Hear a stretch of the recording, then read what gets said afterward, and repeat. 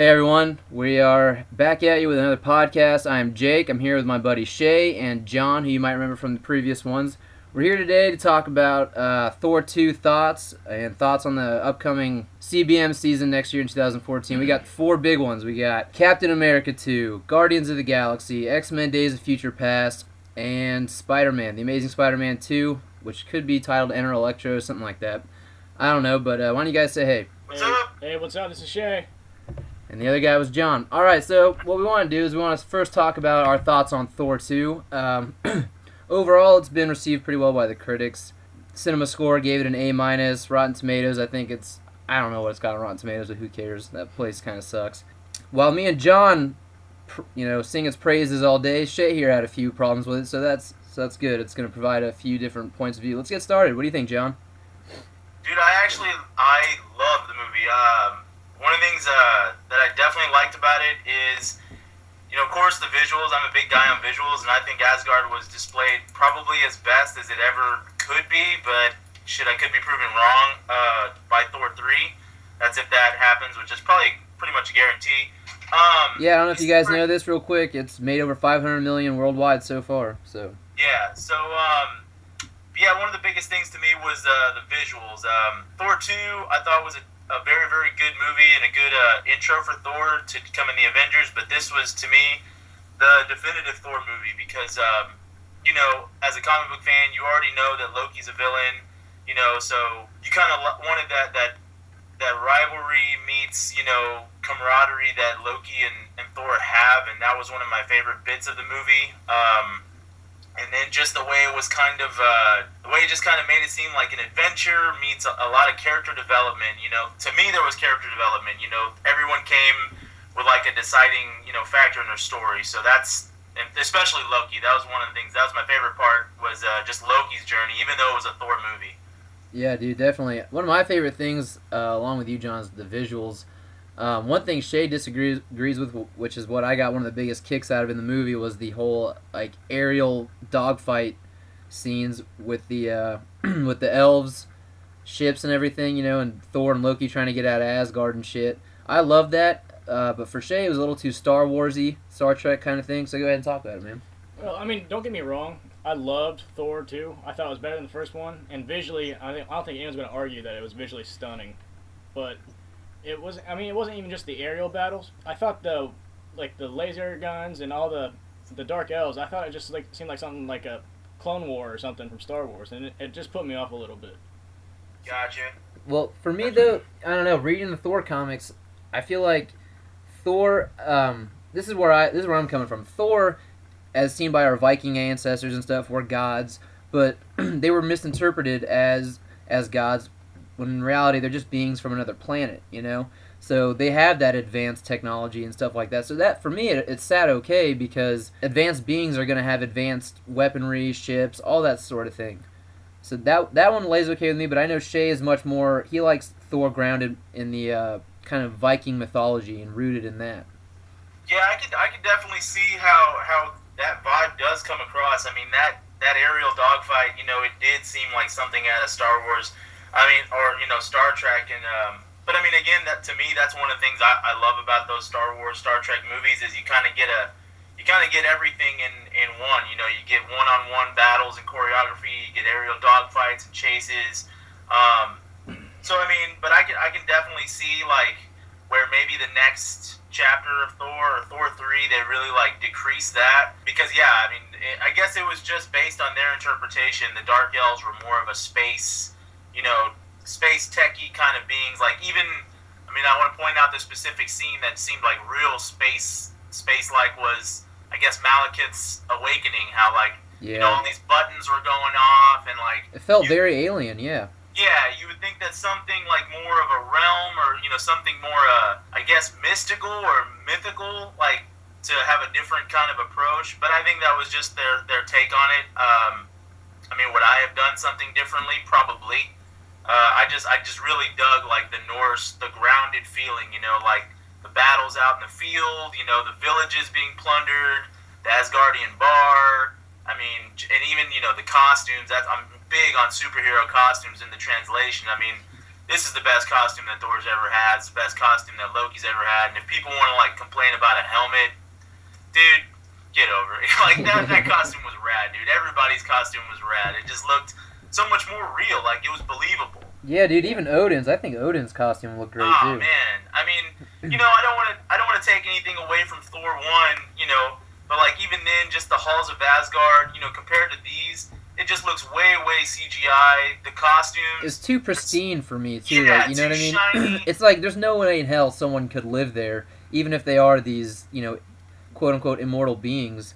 Yeah. But this one we kind of got the more Asgard commonplace feel. We kind of understood that there are other beings other than just like straight up God of Thunder or whatever living there. There's a whole community. It's actually a whole world that's inhabited, and not just like one city in this far off distant place. And I mean, one thing that's cool about some of the best comic book movies is they manage to take basically the entire history and mythology of the character and kind of wrap it up while in one, or like take like the best parts and then like give it their own spin, which is kind of what Thor did visually for me. It took a little bit of Kirby, it took a lot of Simonson, took a lot even of this like recent Straczynski.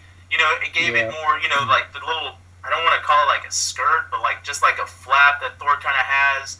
Where in the first one he was kind of wearing just leather jeans. He looked like a rock star kind of. Yeah. Like this one was kind of like, dude, I love even like the braided hair and everything, like just down to that. Like as an enthusiast for looks and art, it was awesome, dude. Yeah, I don't want to take anything away from the movie because I mean I definitely enjoyed it, and it's not that I didn't enjoy those scenes. It just felt out of place. It wasn't what I was expecting in that movie, and it kind of put me off. I will say this, and this isn't a knock towards the movie. I liked it. I thought the Dark Elves looked like something straight out of a Guillermo del Toro movie, personally.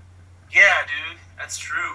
Yeah, I could definitely see that. I mean, it took a lot of inspiration from a lot of popular stuff as of late. Like, I mean, I really enjoyed it. I've been dying to pick up that art of Thor book because I just want to see like where they got their, where they mixed things and like the looks, even the look of just some of the other like. I guess the Marauders is what they were called. Right. In that first battle. Yeah. And then in the Cronin, dude, like Korg or whatever. awesome. Yeah. He was awesome. Dude, I love the way he comes in and swats that fucking Dark Elf out of the way. Or not Dark Elf, but the Marauder. He just swats that motherfucker right out. Like it's nothing. Yeah. I will say this, and this was the biggest detractor for me for the first Thor movie, was Natalie Portman's acting. And I think she acquitted herself nicely in the second one. She did a much better job. I think, I agree on that. For sure. She was more involved than just like, hey, I just randomly met this dude, kind of thing. Like she was actually involved in the story. She was hunting him down and stuff. Yeah, that was another good thing. Yeah, she wasn't the damsel in distress that she kind of was in the first one, which I like. It's not that I'm not like huge and partial to the strong female character, but when they're put in there just basically for the hero to save, it kind of makes them a flat character for me. Yeah. But the love interest didn't feel near as forced this time. No, it didn't. And a lot of people bitch about Dr. Selvig and Darcy, and I'm not even gonna try and persuade them otherwise. Let them hate it. It's fine. It was in the movie. Get over it. It happens. Hopefully, we'll get a director's cut of this film because there's about 30 minutes left of footage, kind of left on the cutting room floor, which I'm looking forward to seeing. Hopefully, we get a director's cut, but. I will say I had 2 gripes with the movie. They all kind of happen within the same 2 or 3 minutes. And this is actually the first Marvel film I actually ever felt there was misplaced moments of comedy. And it was, for me, pardon me, for me it was Thor getting on that subway during the climactic battle. He gets on, the girl kind of hugs up against him, and he's smiling. Next thing we know is, oh, here's the very end of the battle. I wanted him to throw another punch, throw a hammer, bring the fucking hammer down, something to make Malekith, aware that he's still around, and I don't know, just see 2 brutes going at it. And then I just felt like the finishing off of Malekith was a little anticlimactic. His arm going into a different portal, that was kind of cool. But like I said, I just want Thor's a brute. He's always been that way. In the comic books, this guy could tear you from limb to limb if he really wanted to with his bare hands. I just wanted to see a little bit more of that before Malekith was finally offed. But overall, I gave the movie an 8.5 out of 10 if Avengers is a 10 out of 10. So use that as your gauge. That's how I felt about the movie. 8.5. Great solo flick. I would say my main gripes, and I'm reaching for them, The main gripe is just Hogan wasn't in the movie enough, and like when it comes to a comic book movie, it's all about all the characters that kind of build the main one up. Right. And man, for the Warriors 3, I was just hoping he would be there a little bit more, and I was maybe hoping a little bit more time for them to shine, especially because they just looked so fleshed out, and they did a good job. And then I think the second one, is kind of with the probably agreeing with you that the timing on the comedy was probably just not in the best spot. I don't think that this was anywhere near humorous as Avengers or even as Iron Man 3, but I think that Iron Man's humor is because he's human. So I mean, he's allowed to have that, and he does it, and they display it well in all three of his movies. But in this one, with the tragic death of Thor's mother, Frigga, and then Loki dying was just a very dramatic moment as well. Even some people are screaming no at the theaters and crying. 5 minutes later for like a phone to ring, and then it get all comedic and Thor kind of forget about it. I mean, you kind of figure and I was talking to you earlier about this, Jake, like a few weeks back, is, the guy lost his mother, so when he's trying to go and get revenge on the guy who killed his mother, he gets his brother killed in the process, so basically you'd be having a shittier day than ever. Yeah. So the last thing you want to do is worry about if your girlfriend's talking to anybody. It's like, hey, I got some shit to attend to. I got to kill this guy. Yeah. This is personal. And the way I kind of countered that was, I mean, it's reaching, but I think maybe you can attribute that to them being a warrior race, and so it's not like people. Yeah, it's not a foreign notion to lose someone close to you. I'd say the reaching that though is that they're immortal beings. They probably don't lose each other too often. Yeah, and I actually like the way they addressed in Thor 3. Loki has this kind of quick side comment about, we're not really immortal, we just live 5,000 years longer than humans do.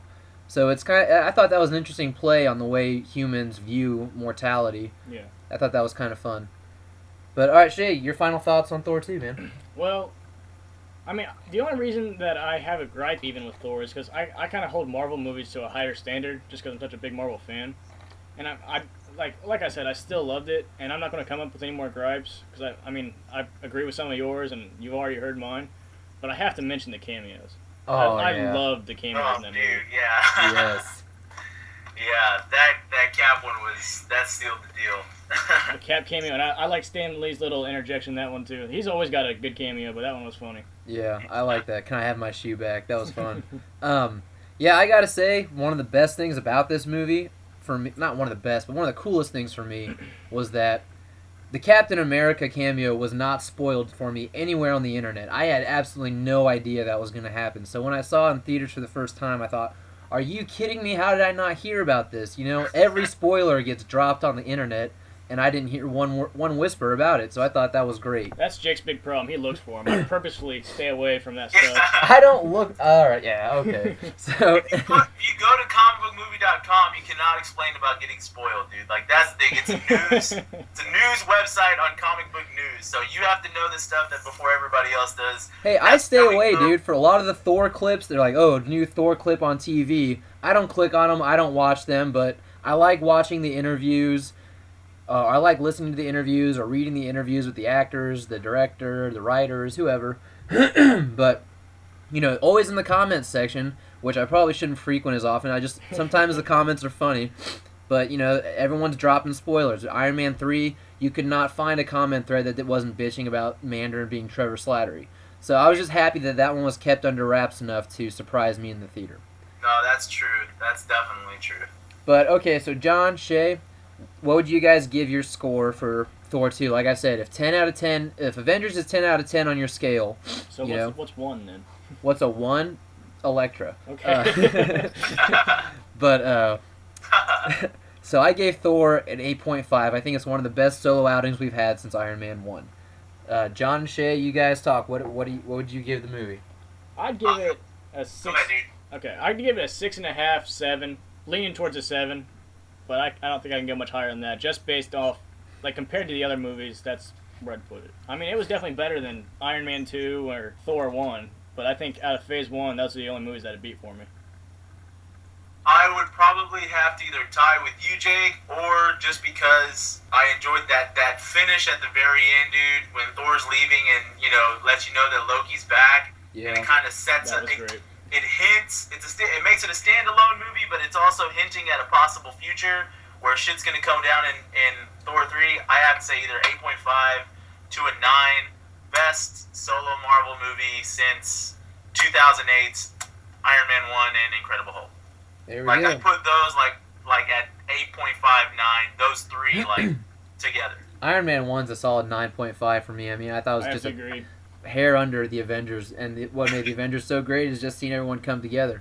But for you listeners out there, you guys can see that we all have different takes, different opinions on the movie, different ratings of the movie, and we're still getting along. Look at this, no feud. I think it's kind of cool because John is such a visual guy. Visually for him, it boosts the movie. For me, it was more the character focus. I mean, the scenes between Thor and Loki were just pure gold to me. And for Shea, it was all about what he knew from the comics and what he feels about the mythology of Thor. So, you know, it's kind of a broad spectrum here of where we feel the movie lies, but all in all, it was enjoyable, and I think it's another check in the win column for Marvel. Very much. All right, let's move on to Cap 2. That should be the next. Big movie coming out, April 4th of 2014. As you guys both know, Shea and John, I am fucking ecstatic for this movie. I think we all are. I mean, to me, this is going to be the next standard in comic book movies. Everyone talks about The Dark Knight being, you know, the standard, but for me, Captain America 2 is going to set the bar again. You know, it's going to be what every future filmmaker looks back towards to see how they did it so right. Maybe I'm a little biased because for anyone listening out there who doesn't know, I was an extra in Captain America 2 in Cleveland, and by contract, I'm obligated not to tell you what I know about the movie, but from what I was there for, it was great. It was awesome. It was one of the best experiences. But let's talk some thoughts on Cap 2 for a second. Well, this is definitely the Phase 2 movie that I'm most looking forward to besides, you know, the next Avengers movie. Agreed. I've been talking about this since the Avengers. I cannot wait to see what they do next. And knowing that it's going to be the Winter Soldier, I'm sure you guys have all seen the preview. That arm looks like it just came out of the pages of the comics. Oh, dude. It is awesome, and I cannot wait to see those fights. How about the fucking helicarrier, though? Can they not keep that thing in the air? They need to go and give up, dude. They should have kept it a boat. Yeah, just keep it as a sub or something.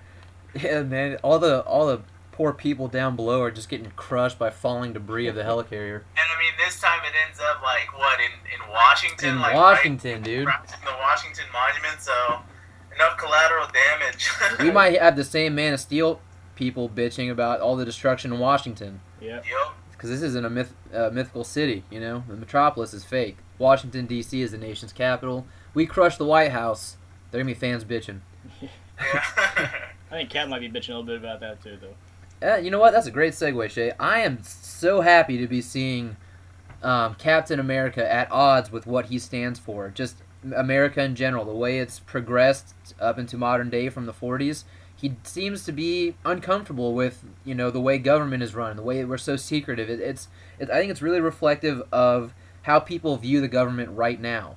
You know, in this day and age, I don't feel like many people trust the government. We feel like there's all these shadow organizations keeping us down, not being fair, and it's kind of cool to see Captain America reflect that. No, I agree. This I kind of have the same feeling that this is going to be up there with Thor 2. Like, you know, I know I don't shy away from letting people know like my opinions on Thor, you know, Part 1 and Captain America 1, how their stories needed to be told, but in my opinion, their origin stories, I don't think are really their definitive stories. No, they're not their best stories by any means, which means the sequels will only get better. I agree. Exactly, and I think this is the one. I think this is, you know, everybody knows. I mean, well, everybody that's seen the movie or anyone that's read the comics, they know how Captain America becomes Captain America. But it's like now, what do you do?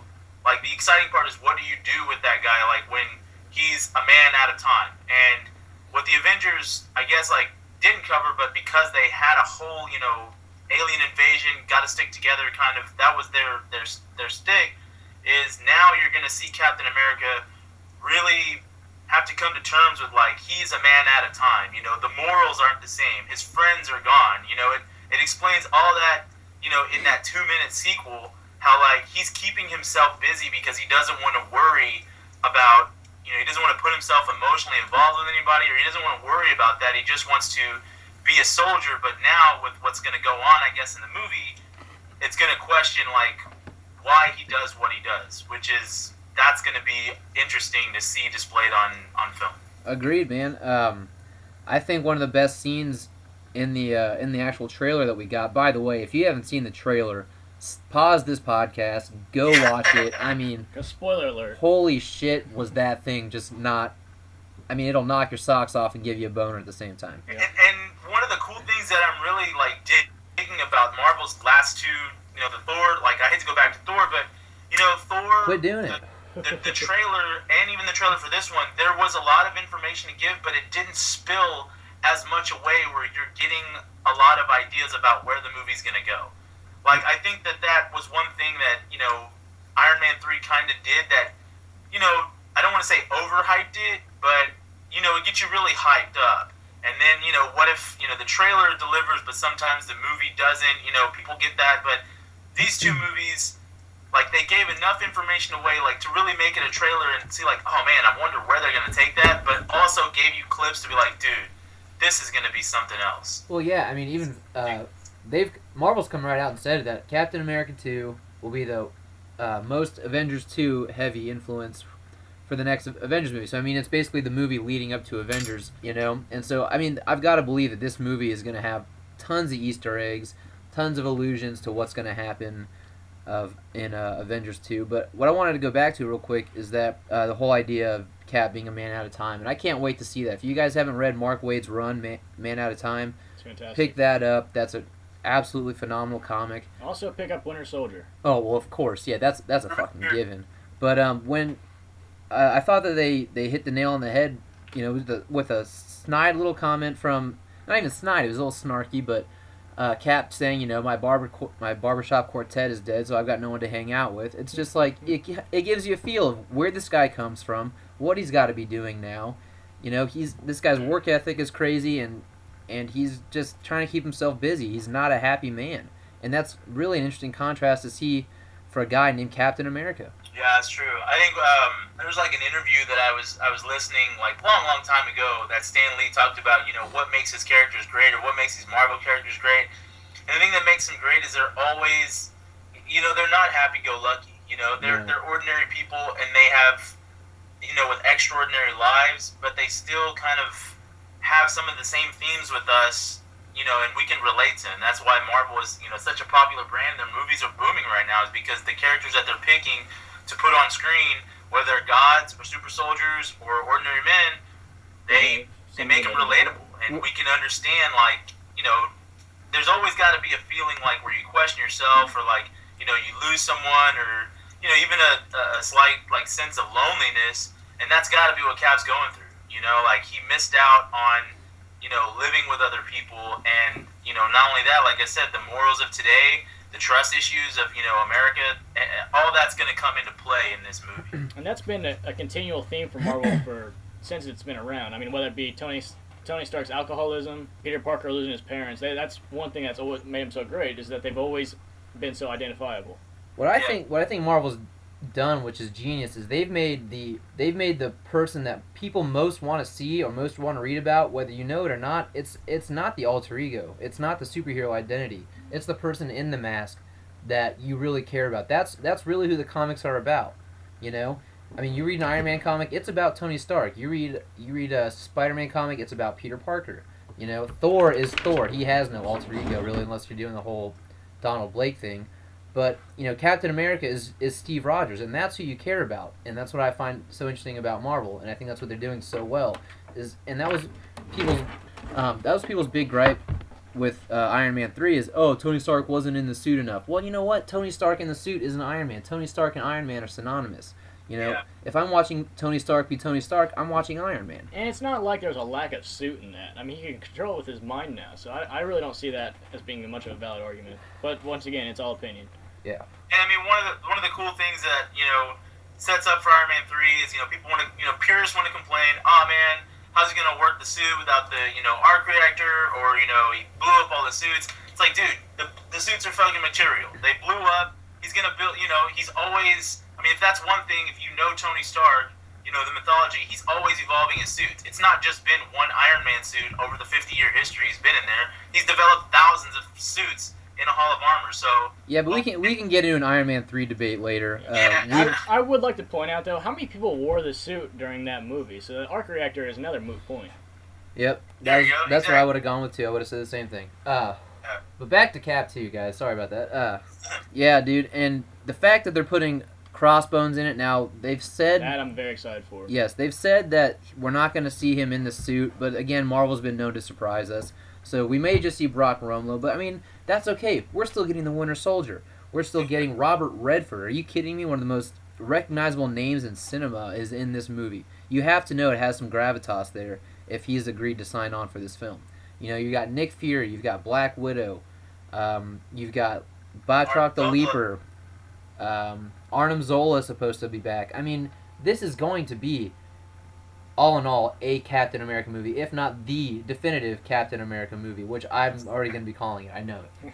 Exactly. I mean, it's one of his most famous recent stories, and I think that and it's an Eisner Award winner. I mean, exactly. Exactly. What's one of the cool things Marvel usually does is they do take a lot of their themes or like little bit of story arcs from comic books of the 70s, because of course they weren't able to make the right type of comic book movie back then and display it. Like people are asking, oh man, like with the Avengers, the Avengers is a take, an amalgam of the 616, meeting up with Loki being the lead villain, getting them all together, in the mixed Ultimate with, of Universe. course, the Ultimates.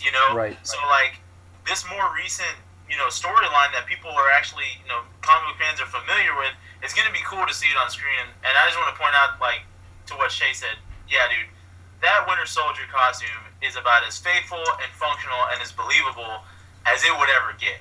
He looks amazing, and he looks like, yeah, he just stepped right out of the pages of the comics. And on that note, I think the director of S.H.I.E.L.D. costume that they got Cap wearing translates great onto screen. Yeah, anyone complaining he's not wearing the mask, STFU, guys, because Reed, when he is the director of S.H.I.E.L.D., he's not wearing the mask, and it still feels like Captain America. The mask and the wings don't make the character. And I think one thing that we've seen from the trailer is everybody knows he's going to resort back to that suit, so it's not even... What's cool is you kind of get the feeling that it's not just going to be about costumes and being picky. There's a thematic approach to it. He is given that agent of S.H.I.E.L.D. or, director of S.H.I.E.L.D., costume, and he's going to find out when he sees the motives of what's going on in his country. It's exactly what Coulson said in the Avengers. He's going to need to go back to the Stars and Stripes because he wants to inspire people. He needs to be a symbol. Yeah, he needs to be that symbol again. So it's good for him to get it back. And that's another thing. With the Agent of S.H.I.E.L.D. costume, I mean, come on. Does that not look like a direct, comic-to-film adaptation of that costume? Yes, and the character of Captain America needs to be updated for the 21st century if he's going to be living in the 21st century. And still, we're going to be getting Captain America the First Avenger suit, so it's the best of both worlds. Yeah, so, I mean, that's the thing, is I'd rather, and I don't want to put the Amazing Spider-Man franchise on blast, but first costume from the Spider-Man, the Amazing Spider-Man, it sucked. I mean, to me, it didn't look like Spider-Man. This looks like a direct take on that version of the costume. Meanwhile, him going back to the Stars and Stripes, which, you don't get in a lot of comic book movies where they just, switch up costumes mid-movie. Yeah, and let's talk about the Winter Soldier for a second, okay? Oh, my God. I'm just getting chills thinking about it. Okay, I love the Winter Soldier storyline, and I already know this movie is not going to be a page-for-page adaptation, but the comic books now, in recent days, have become very cinematic. I mean, they were almost made to be storyboards for film. So in that sense, Winter Soldier, I mean, this guy was made for film. Everything about him just screams spy, espionage, deception, all that stuff, and that's what we're going to be getting. I have no doubt in my mind that Winter Soldier is going to be up there with Loki as a fan favorite villain. Agree. I'm wondering if he's going to remain a villain at the end of the film, or if they'll go ahead and bring back Bucky. Yeah, and actually, me and Shea were talking about this the other day. It's because Captain America 2 is said to lead into the Avengers so heavily that maybe he doesn't become Bucky again in this film, but he has a role in Age of Ultron. That would be interesting to see. And we were also talking about all the villains that are still kind of in limbo in the Marvel Universe. You've got Justin Hammer, Abomination. Who else? I mean, of course, Loki, Arnim Zola. I mean, all these guys are still Red Skull. They're all still floating I was around. gonna say, yeah, you can't leave that dude out. No, they're all still floating around somewhere. So we know that. I mean, these guys are in Marvel's back pocket. Anytime they want to pull their card out and use them, that they can. And actually, that brings me to my next point. Robert Redford, I think, is going to be kind of an amalgamation of Alexander Lukin, Dr. Faustus, and maybe some other person, from the comic books, and end up being the new Red Skull. That could be that. I definitely see that working. Yeah, I mean, they talk about, Robert Redford's character in the trailer says sometimes to save the world or the country or whatever, you have to destroy it first. Well, I mean, that's exactly Red Skull's motive the entire time during the Winter Soldier. He wants to bring the world to its knees and bow down to, his Nazi ways. He wants the world to be in his image. Yeah, and what better way than to have a high-ranking position in S.H.I.E.L.D., which monitors, the entire world's well-being. Yeah, it'd definitely be like the right play to go ahead and do that, or what he wants to do. And I think, just for me, just my fanboy wishes, I kind of like the idea that it's Captain America's #1 nemesis, who I think we can all agree is the Red Skull. Oh yeah, dude. Oh, yeah. To be responsible for changing his best friend and brainwashing his best friend into this, mindless, just controlled, assassin. Right. So that's got to be something where it's like, dude, you not only stand for everything I stand, everything I stand against, but you've now taken it personal, which, like I said, is the great thing about Marvel movies. They're personal and relatable.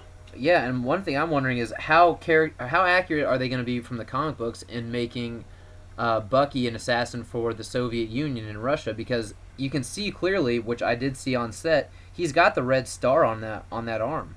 Yeah, dude. So I'm wondering if Russia's going to be playing into this the way that they did in the comic books, and what potentially, if we have a Red Skull, what his connection with Russia and the Soviet Union, all that stuff could be. Well, that's the thing. There is a Soviet Red Skull as well. There's 2 different Red Skulls. I don't know. That's right. That maybe not be common knowledge to someone who doesn't read a lot of comics, but there's a fascist Red Skull, and then there's a communist Red Skull. Yeah, so Johann Schmidt, or whatever his name is, he wasn't the only Red Skull. But, anyways, so, I don't know, any other Cap 2 thoughts? I'm definitely excited for more visuals, and like I said, I in the theme of Cap, Falcon.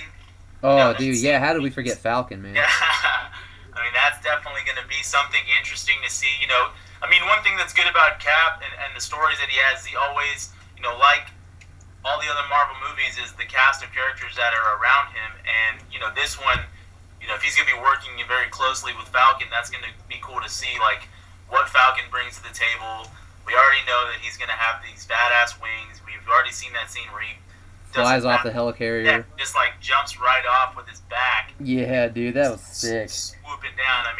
The visuals in this movie are going to be awesome, and again, comparing but still contrasting to all the other Marvel movies, it's going to have a different feel of action. Iron Man 3 had the more technical, really tech-based. This one's going to have real, I want to say just a more war feel, but a current war feel. And, dude, that's a great point. If there was one thing I wanted them to up the ante in the last 2 Cap appearances, it was the action. It was his fighting style. That's what I wanted to see, and it looks like we're going to be getting that in spades here, dude.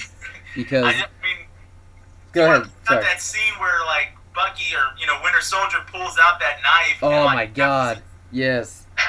Yes, dude. That's what I'm talking about. There's the little things where Bucky just in midair changes hands with the knife, catches it, he's going after, and Steve is just dodging it left and right. That's what I want to see. It's those little tiny subtle nuances in his fighting style that make the world of difference to me, because that's how Cap would fight. And they even said, there was an article talking about the way they do the action in Cap 2. It was they wanted to reflect the opening video from Captain America: The First Avenger video game. And if you watch that, dude, Captain America is tearing shit up with that shield, dude. Are we talking about the video game? Well, we're talking about how, pardon me, how the directors for Cap 2 want to emulate the fighting style of the very opening video from Captain America video game. Oh, that was a great video game, by the way. It didn't have the greatest character selection, but the gameplay was fantastic. definitely think like that's one thing that has not, you gotta agree with you, it has not been really focused on, is his fighting ability. If you're a super soldier, because everyone knows, Superman, and I'm bringing up Superman because he's a super powered being. He hits punches and you'll fly a mile away. And then, you've got a guy like, we've seen fighting styles of Batman who, he punches like a normal human being. With the chicken wing elbows. Yeah, but when you talk about something like Cap, he is the super soldier. He is the perfection of the human body. The guy can probably jump, faster than, jump higher than anybody else. He's going to be quick on his toes. He's acrobatic. He's agile. He's strong. He's all that. In every fighting style, because he's had that time to get it together. So it's like, it's going to be cool to see that on screen. And that's all he does is train. Yeah. Train and fight. This guy better be, in hand-to-hand combat, there's really no one who can best him. They may be stronger, they could be quicker, but when it comes to technical hand-to-hand combat, Cap takes it over, dude. And anyone who wants to tell me that Batman could beat Captain America in a fight, me and them, we're going to have words outside. But, yeah, dude, overall, Captain America 2, I've been saying this since before that Phase 2 started, and they announced Captain America the Winter Soldier was the next outing. It's definitely been my most anticipated and continues to be, and you bet I'll be there midnight, April 3rd to see that fucking movie, and I'm sure I'll see it more than once. Oh, yeah. Definitely. So, if no one has any more thoughts to say, no? Can't wait. That's all. I'll agree to that. All right, let's move on to, what do you guys think, Days of Future Past or The Amazing Spider-Man? I don't mind ripping Amazing Spider-Man for a while. I'll do that. That's probably, what's cool is we're getting a lot of iconic Marvel characters in 2014. Really the only noobs, they want to say are stepping up with an origin movie is the Guardians. Man, yeah, and you got X-Men coming back, and X-Men is one of the most popular franchises in Marvel. And then you got Cap, and then you have, what used to be, and I think now he's replaced by Iron Man, but what used to be the number one, one of the most famous, if not the most famous Marvel superhero, which is Spider-Man. Spidey, yep. So let's get into that. The Amazing Spider-Man 1, I think all three of us at least can agree, and you listeners out there don't have to, but we were a little underwhelmed by The Amazing Spider-Man 1. Very underwhelmed. That was pretty underwhelming. Yeah, and I gotta say, the visuals of Spidey's suit was a big deal to me. I just couldn't get into it. As long as we're there, this is the one thing I'm looking forward to this next movie, is that the suit looks fantastic. There's literally nothing else that I'm excited about. Perfection. Yes. Honestly, I gotta agree with him. Like, as soon as that first picture last year, when they displayed the first picture of the suit, I was like, this movie's already got 50% of me just because that suit is so faithful. It's such a step up from the first. Almost hate to say it, but dude, it's better than the Raimi costume. It is. It's not a knock on the Raimi costume, man. Not at all. Not at all. This one it's like just like Winter Soldier's arm. It looks like it just jumped off the comic book. Yeah. It's so much brighter. The eyes are bigger, wider. Yes. It looks everything. like Spider-Man. It's just, I don't think it's really done. It's not overdone. Yeah, dude. The only thing I could probably say is seriously perfection. It's really. perfect. Yeah, there's honestly no gripes I have about that costume. But on the flip side of that, we have Electro. I'll let you guys go to it. Oh, don't even. It is Ultimate Electro, and no one knows this, but I'm not a very big fan of the Ultimate comic books. There's maybe like one or two arcs that I've enjoyed, but I just think they butcher the characters. And Tony Stark with a brain tumor, get out of here.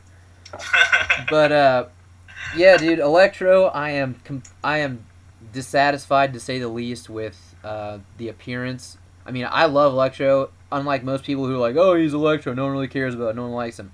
I grew up playing Spider-Man Enter Electro. He became one of my favorites at a very young age, and I wanted to see him done right. Did I want to see the green and yellow unitard? No. I could have done without that, but what we're getting now, to me, just it isn't Electro. But Jamie Foxx could turn in a performance that completely dissuades that notion. So who knows? I'm in the boat that you just spoke of. I'm in the boat with Electro. Was never really a big deal to me. He always just seemed like one of those petty villains I really couldn't, in the books that I read, and like I said, I haven't read all of them, but I, believe I'm enough of a fan to, I don't think Electro really had those ties with Spider-Man or Peter Parker that, the likes of Dr. Octopus or Eddie Brock Venom or the Green Goblin or, others have had. I was really, when people were like, yeah, they're going to do Amazing Spider-Man 2, what should they do? I was really hoping, I was wanting to see a new villain, but I really wanted someone who was not going to be a sympathetic villain. I think that that's what they've done to him, man. I mean, look at Max Dillon before he becomes Electro. That is one of the weirdest looks I've ever seen. My first pick when it came to like who should be a new Spidey villain, always in this new series was always Kraven. Kraven was just a dude who he loved the thrill of the hunt, and if he couldn't, if he failed at it, it drove him insane, and it drove him to the height of villainy, which he would do whatever it took, to fucking win Spidey over. And, that's one of the things that, I won't say that the Raimi, movies overdid, but just the sympathetic villain thing is just, you can only do that with very few characters. Well, we get the same thing from Mark Webb's latest installment, which was The Lizard. He was a pretty underwhelming villain, but of course, again, he was the sympathetic villain, which, when you were talking about Electro not having ties with Peter Parker, that was one of the biggest draws to me for him, I guess, was that he was just a villain because he was a villain. He was just a bad dude. He wasn't this guy who was down on his luck, and next thing you know, he's a bad guy just trying to make a living like the way they did Sandman or anything like that. Yeah. But also, I've been arguing this for, I don't know, however long it's been since they announced Electro, that Electro has the potential to be one of the most powerful villains of all time. The guy controls electricity. He can generate electricity. He can do all this with electricity, right? What the fuck does our world run on? Electricity. This guy could seriously bring us into the next ice age if he wanted to. And it's not his fault that the writers haven't been creative enough to give him a storyline where he's an alpha level threat. This guy could be a hard hitting A villain if the writers wanted him to make him that way. If he was smart. He does. Well, one thing that gives me a little bit of hope is, and this is just from what I've seen from like the leaked trailer that kind of came on. I can't remember where it was on, but it was on for like 2 minutes. I don't know who got it, but it was on comicbookmovie.com.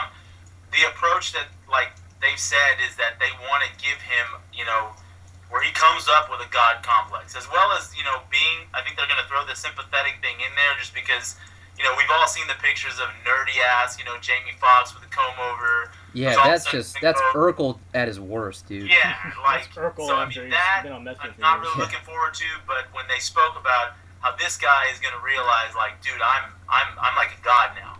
I went from human and puny to the powers of a god. They should give him the god complex. Look at the formula for Iron Man 1. Was Obadiah Stane a sympathetic character? Not really, no. But the guy made a hell of a villain, and it made a great movie because we weren't like, oh, poor villain, I hope he's okay, help him, Tony Stark. It was like, no, Tony Stark, blow the motherfucker's head off, use that unibeam. Yeah, so that's what we need to see in Spider-Man, although we know Spider-Man's morals against, killing and stuff, which is fine. But I need to see a villain, because in the last 4 installments of Spider-Man, it's always been like, how can I help you? Basically, towards the end, what can I do to help? And that's not what Spider-Man should always be doing. There are villains where he needs to do that, where it's necessary. But with Electro, it's put the guy down. One of the things I'm also looking forward to is this, I guess, the lead-up. If that's one thing that people who do favor the first Amazing Spider-Man movie, that they'll always kind of, and I don't want to say they use as a scapegoat, or they'll use, when they're reaching in an argument, it's more they're like, oh, well, this is a story that has to be, given more films, and it's going to be flown out and scattered.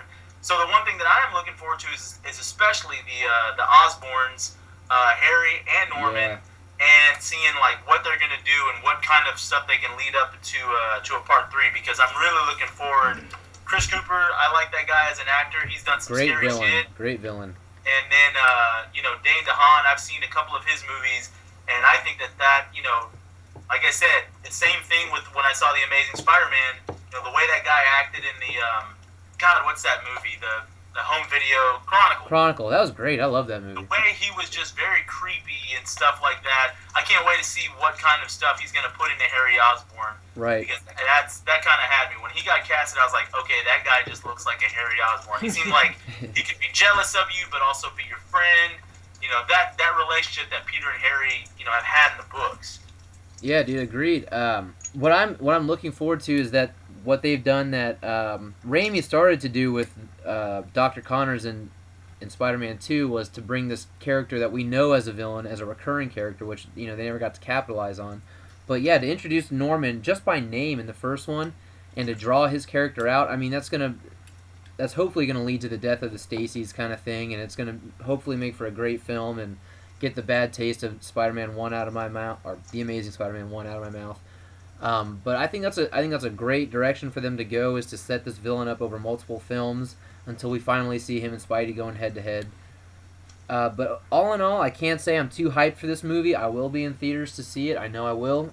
Spider-Man's one of my longtime favorites. I don't know how he can't be. I'm not especially hyped for the movie, but I look forward to seeing more. And I have to say, all my friends think I'm nuts, but Rhino's always been one of my favorite villains. I know the guy's just a dumbass. He's a brute. He poses nothing more than an inconvenience for Spider-Man, but to see him on film, it's fun to watch him fight. yeah, I can't wait. I can't wait to see it. I just hope it's not Ultimate Rhino. See, that's what I'm thinking. I don't think they should call it Amazing Spider-Man. I think they should just call it what it is, and they should call it Ultimate Spider-Man, because everything that we've seen in this series so far, I mean, it's only been one movie and some spoilers and previews, but it all seems like it's Ultimate based, and I don't like that.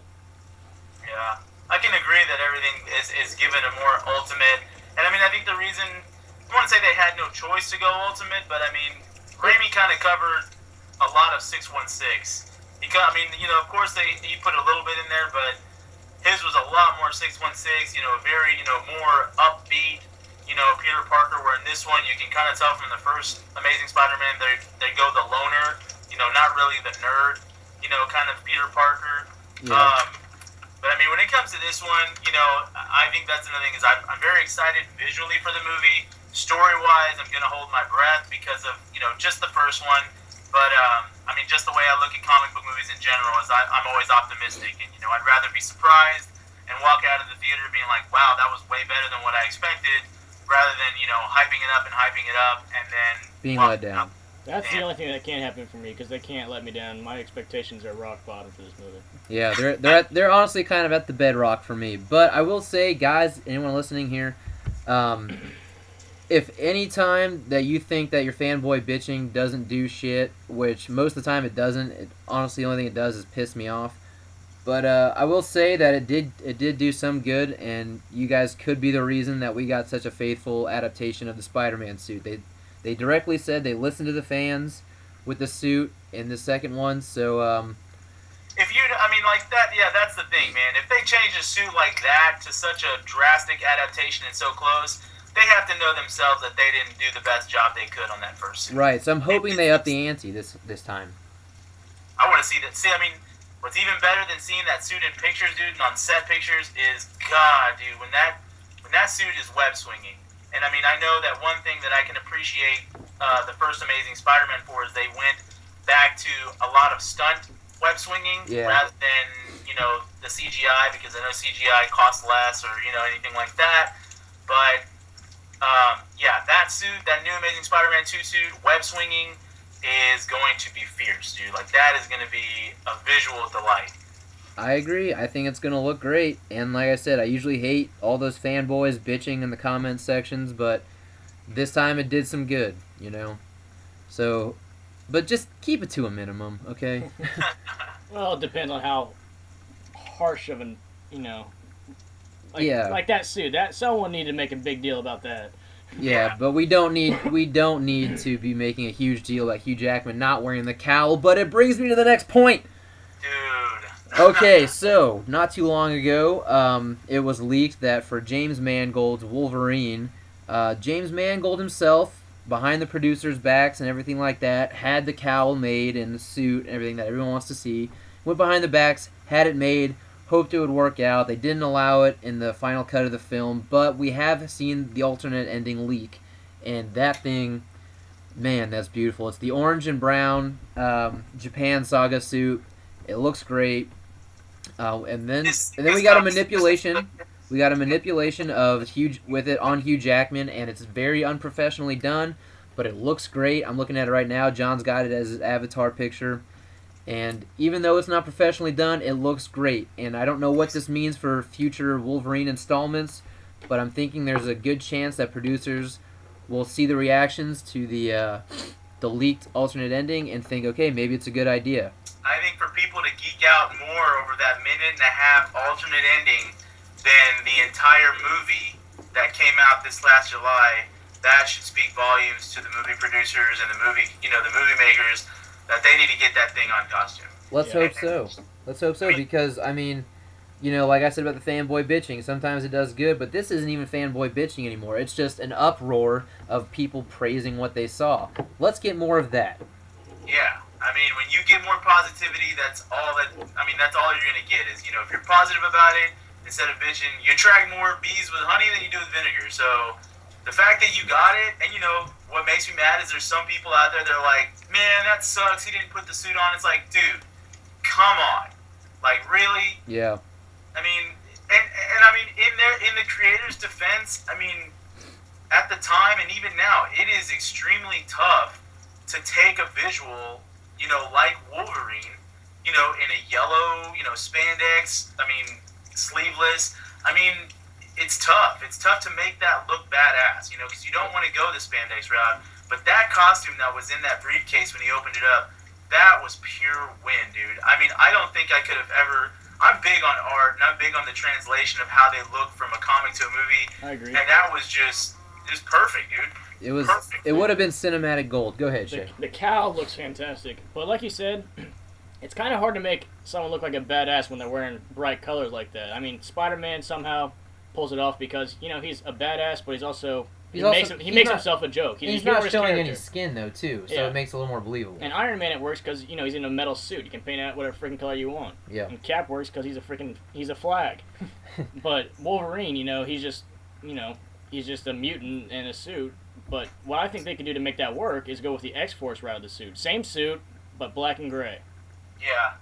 I would say that those are my top two favorite Wolverine costumes: is the X-Force suit, and then that tan, brown, yellow, orange one that he wears in his Frank Miller run, because they just have way more of a badass look. And I mean, a lot of superheroes, they're always wearing blue. So yellow and blue, it makes it totally different for you to go tan or black and gray like his X-Force one. Yeah, and like the recent comic books like Wolverine and Daken, I'm pretty sure he's wearing the orange and brown again, and it looks great. I mean, it looks really good. I prefer that look anymore over the yellow and blue.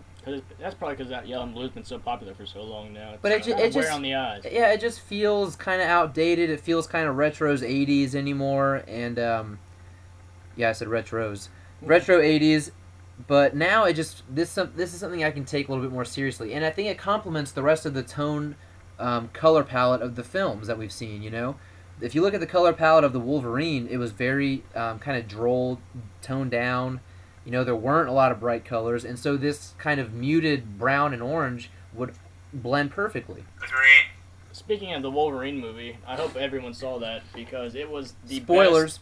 It was the best Wolverine movie that we've seen, as far as the character being Wolverine. Yeah, definitely. He finally got that gruff, badass character, he wasn't just this nice guy with claws. And this is the incarnation we wanted to see. Yeah, cussing and killing. You didn't care. He was. I've never seen the character display. Right. For Wolverine in this movie was done perfectly. I don't care what anybody says.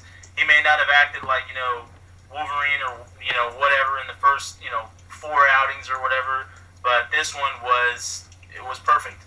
Agreed, man. And you know what? I think I was talking with you, John, about this. If Wolverine had been wearing the cowl and the suit when he got those claws chopped off, sorry, spoilers, when he got his claws chopped off, I would have been completely okay with it. Just seeing him in that cowl, screaming, yelling about it. I mean, Jackman has the facial expressions.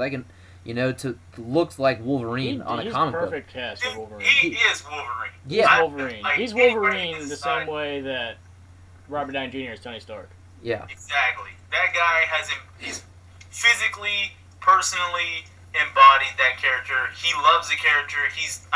Every interview that he does about it, he just Singing his praises, man. Yeah. I'm just glad they finally let him actually play the character. Yeah, and you know what?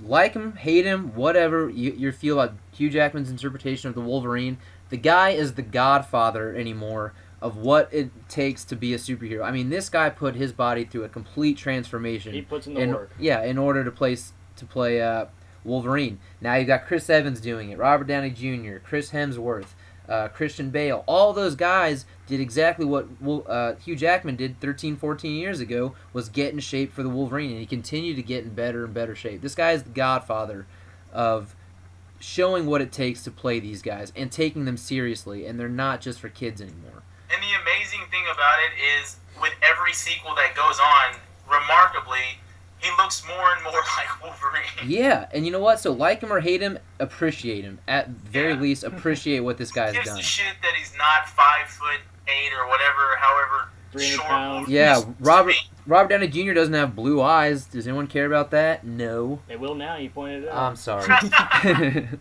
Start another war. yeah, my bad. And you know what? Robert Downey Jr. is actually like 5'7". Whoa, sorry, guys. Way to spoil that. Maybe they should switch. Maybe Robert Downey Jr. could be Wolverine and. Dude, Hugh Jackman's a versatile actor. I don't doubt he could pull off Tony Stark. The guy's great. I do doubt Robert Downey Jr.'s ability to play Wolverine. Yeah, I do too. We don't need Playboy Wolverine. But you know what? Let's transition this straight into Days of Future Past, and this might have to be the last little topic we cover. But yeah, let's get our thoughts on Days of Future Past. I mean, connecting the very controversial First Class with Bryan Singer's first two X films and putting them into the same universe. Interesting idea. It's gonna be tough with continuity and everything, but what do you guys think? Well, what I've heard about it is that they're not actually sending Wolverine back in time like we originally thought at the end of Wolverine. They're sending his mind back into his same body. Yeah. I'm curious to know if he'll have the bone claws or the adamantium claws, because I'm not sure when in the timeline that falls. Well, James Mangold did say that his Wolverine movie does not compute with the established continuity order, so I'm guessing we can throw out X-Men Origins as being continuous as well. Okay. That's just my opinion. Not opinion. It's just my thoughts, my guesses. Because if this latest Wolverine installment is not supposed to be in continuity with the other X films, I don't think X-Men Origins should either. I mean, it's the black sheep of the X family anyway. See, I don't want to. I mean, it's not that I'm disagreeing, but where I kind of find that wouldn't make sense is, well, not that it wouldn't make sense, but if he was. Because all this displays from the cameo, the mid teaser on the Wolverine, where he runs into Magneto, and there are bone claws. He retracts bone claws, but he still has adamantium throughout his whole body, so that's why he can't move when he tries to strike Magneto. And then Magneto turns him around, and then we see Professor Xavier, because the whole airport they're all frozen and everything. He's like, stop time or something. Yeah, but Bryan Singer shot that stinger. Not trying to be Dr. Seuss here, but it's kind of like the way James Taylor did not shoot the mid-credit stinger for Thor 2. Oh, okay. I think. Well, does anybody want to keep on going about what? Well, I'm just saying, this is all up to Fox. James Mangold himself came out and said, "Hey, my Wolverine movies are not fitting in with this timeline. I don't mean them to. I don't really want them to. I want them to be standalone." So, I mean, we can consider that basically Wolverine having his own single title while the X-Men have their own title, and they don't have to cross over. We can look at them in the way we do comic books. They don't have to be linear to each other. Gotcha. But that's just my thoughts. I'm forgiving. I mean, hell, Emma Frost shows up in First Class and in X-Men Origins. I'm willing to write it off. Yeah, it's definitely going to be very, very difficult to kind of meld all these movies that have had different directors, different visions, different interpretations. Yeah. Just together. get the core storyline together. Make that cohesive, and I'm fine. The core storyline. I do want to see a bunch of honestly, mutants. on the major positive note, and I know I'm probably going to sound like the odd one out, but this is my most anticipated movie for 2014. And that's fine, dude. You're a way bigger X fan than I am. I mean, it's not just that I'm a huge X-Men fan. It is more that I'm really digging the fact that you're getting two franchises of the same, like two versions of the same franchise, and you're mixing them together to make, one of the most popular, storylines of the X-Men comics, and put them together and kind of make this huge, huge event. The cast, to me, is probably one of the best casts ever assembled for, a comic book movie, other than probably the Avengers. Which, I mean, it's neck and neck. And it really, the reason Fox is doing this, it really speaks to Marvel Studios' success on this shared universe, and that's what they're trying to do with their characters now. Maybe someday it'll lead to a collaboration.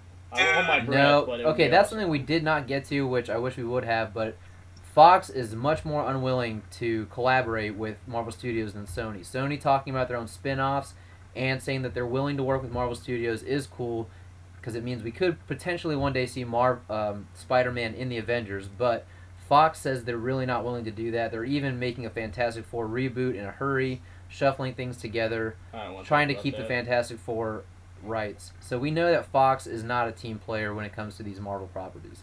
But they're trying to make a shared universe. I respect that. I'm going to let it slide that they don't want to collaborate. And I'm still looking forward to Days of Future Past. I'm looking forward to it, too. And, I mean, we got Spider-Man coming out, and Spider-Man's always been my all-time favorite, but I'm still Captain America's my number one for 2014. Yeah, I definitely got to say, as far as it goes right now, I know we didn't have any time to talk about Guardians. Which we will later. I mean, I think that's the last film to be released in 2014 of the Big Four. But, I mean, Days of Future Past, just the whole cast kind of excites me. It just seems like they're giving more things that are for the fans, because I think one thing is Fox is, usually gets a lot of slack for not being very faithful, for not showing, faithful costumes. But I think it's time now, especially with these other comic book movies from Marvel Studios that have been coming out, that it's time to stop going the whole mutant, racism, bigotry, alienated, mutants kind of thing. Like, now we're getting to where it's mutants in their universe and they have to save the world. And that's always been the thing about the X-Men, is they're hate and feared by the people they're sworn to protect. But they're still protecting the world. Yeah. Exactly. So, I mean, with this cataclysmic event, the Sentinels, which, I think they look cool. Yeah, I have no problem with the way they look. I mean, I'm happy we're getting Sentinels, and that's one thing, too. That's a stipulation of mine. If I don't get a fantastic X-Men versus Sentinel fight, it's already getting down a couple notches in its rating for me. Yeah. If I were to have any gripe with the X-Men film, it would honestly just be Halle Berry returning as Storm, because I just think she's not... I mean, we all, as the fans, we know that she says she's never picked up a comic, read up on Storm, anything like that. Yeah, But and it's amazing to see, the first film, she has an accent, so you're like, okay, I'll take that. But the next one, she kind of just, it's like, hey, I'm doing my own version of Storm. If you don't like it, screw you. I'm not doing it. I'm a for millionaire. Bite me. You. Yeah. I will say, I cannot wait to see more of that Magneto. I can't remember the actor, but he was Michael Fassbender. Michael Fassbender. He was fantastic in the first one. He was really the only redeeming quality for First Class for me. Everything else I was just kind of about, but Fassbender's Magneto, great. To be honest, you didn't even have to call X-Men First Class. It should have just called Magneto's Origins. Yeah, which it originally was going to be anyway. Yeah, so I mean, honestly, I think that's a cool thing. And, to the people that, say, oh, here we go with another Wolverine and friends, kind of thing. Dude, that's not even the case, because personally, from my view, just on this specific movie, the focus has been more on Charles and Xavier than anybody. Yeah. Wolverine is going to be the tool, of course, because he's, first of all, he's immortal, so he doesn't have to, put his mind back in time and then get all. I mean, he's got the memory mishap, so it makes more sense for them to put him in. And even then, for the people that say, oh, but it's not Kitty Pryde. Kitty Pryde's going to be a part of that time transfer. Yeah, she's going to be the one who kind of phases his consciousness into the past somehow with so Charles. You've got to give some leniency to these. Yeah, it's not going to be exactly it, but I mean, and this goes into a whole other conversation. But man, people wouldn't. To be honest, they think they would love to see direct comic adaptations, but I mean, they don't. Honestly, They don't. No, They they want don't. to see you want to see something that honors it, but still can stand on its own and is a new adventure to talk about. Yeah, because if you want to see a straight up adaptation, read the fucking book. What's the point of making the movie? And it wouldn't make any sense for us to be talking here about comic book adaptations. I mean, if we were to be like, oh, what'd you think of Thor 2? Oh, it was exactly like the book. Yeah, well, that closes the book on that conversation right there. I mean, oh, it's exactly like the book. Well, no, man. So it's got to have some differences, but you can at least give them credit for honoring. But back to what Shea was saying about Magneto. Yeah, dude. Magneto's costume, Magneto's new helmet, the fact that this dude's floating like a god everywhere, Fassbender's going to kill it. Oh yeah, dude. He did before and he'll do it again for sure. Yeah. One thing that I did want to address was what you said, John, with the people talking about, oh, it's another Wolverine and Friends film. Well, you know what? I don't know how many people out there listening have any background in storytelling, but you have to have a main character. You know, even if it's about a team, even if it's about a group of people, there's always got to be someone the audience can follow. You know, there has to be that one person that we make discoveries with, that we travel with, you know, to see the arcs of the story, the characters' journeys, everything. Wolverine has proven, you know, over the many years that he is a fan favorite. So it makes sense to make this guy the person that we're going to follow. If Cyclops is your favorite, I'm sorry, this guy's not even going to be in the movie. So, you know, close the book. But do you want to follow Beast? Do you want to follow Iceman? Do you want to follow Professor X? No. The one guy you want to follow is probably the one who's the most unpredictable of the bunch. That's what makes him fun. That's what makes him enjoyable to watch. So yeah, I'm fine with Wolverine being a little bit more in the spotlight than the rest because he's probably the most interesting character on the team. Yeah. And if you know, like I said, if you know anything about storytelling, you've got to have that one character you can follow more so than the others. And now going back to Wolverine, one thing I think Bryan Singer's done great adaptation of the comic books is giving the gray streaks in Hugh Jackman's hair to show he's older. You know, it's straight out of Days of Future Past. Exactly. It's one of the things that, you know, people can't say, oh, he's not honoring or, you know, I don't know what the whole status is. Like, Bryan Singer hasn't even picked up a comic book. It's like, come on. A film, and any film, any comic book movie, you know, it's not just based on what the director wants. He's got a ton of art directors. He's got a ton of people who, you know, design what the characters will look like. I mean, it's not all... Yes, the director is the main storyteller and would probably have the final say-so, but you can't say that there's not fans of the comic book or nerds, you know, that are working in the art department or, you know, in the story development that are not fans of these books that want to, like, bring some of these things to life. And that's the thing, is you should be, as a fan, people should be more appreciative of what you're getting right now, because 20 years ago, these movies weren't even made. No, and back in 2000 when the first X-Men movie came out, we weren't getting these movies at all. You know, these were a rarity. They were something that we could look forward to every couple of years, and maybe. Now we got several every year. Exactly. So we need to be appreciative of it. And like I said, you can't just change the formula for these X-Men movies when they're in continuity of each other just because more of them have been coming out. They're already doing that with a shared universe, but you still have to maintain the continuous feel and tone of the previous movies that came before it. You can't you know? Go ahead. I was saying that's the thing I think people really have to be appreciative of is they're making an attempt to correct their wrongs. They know that, you know, some of the other films that weren't well received, you know, there were some changes that weren't made, and that probably wasn't the best decision, but you have to give them the benefit of the doubt that now, mixing these universes together, they're, you know, making... to me, it's not more that they're keeping two universes, but more that they're blending in this universe. I kind of think of this as, like, basically what happened with Star Trek back in 2009, where they honored the first, you know, the original show by having Leonard Nimoy, yet they had this new crew that was really an alternate timeline, but also bringing this alternate timeline as the mainstream timeline. Yeah. So you're probably going to get to see, you know, what we want to see is like, man, I wonder what, you know, Hugh Jackman as Wolverine would do with Fassbender's Logan. Yeah, you know? and it's great. You know, it's great to see. Yeah, that's going to be like stuff you didn't think you'd see, and you're seeing it. So that's what I think people should be appreciative about when it comes to these films. I agree, man. And we're running a little tight here on time. But next time we want to do a podcast, and you guys listening out there in the comments section on YouTube, if you want to hear us talk about anything, even if you want to come in as a guest caller, talk about what you want to talk about, leave a comment saying, hey, I'd like to talk about this, hear your thoughts on this, I'd like to share my thoughts, whatever. We're always welcome to these things, but I I think we're going to be having to get our closing statements here and now. So, anything you guys got left to say before we sign out of here? See It was fun Captain talking. America. Yep. Say what? It was fun talking. We got to do it again, dude. Oh, for sure, man. See Captain America, people. See all of them next year, guys. Guardians, Spider-Man, Cap, X-Men, all of them. See them all, but I'm most excited for Cap, so I gotta talk it up. What about you, Johnny? Any last words? Besides going to go see all the movies, man, yeah, just exactly what Jake was saying. Just leave some thoughts. I mean, we'd love to hear like what you want to hear our thoughts of, or if you want to put 2 cents in, and if Jake or anybody else finds a comment that's worthy of making a podcast about. Because I mean, we could rap on about anything. You see, we're running out of time, so that's about it. Yeah. All right, guys. Well, it's been fun. Thanks for listening, and come back next time for the next one. All right. See ya. Nice Bye. talking to you.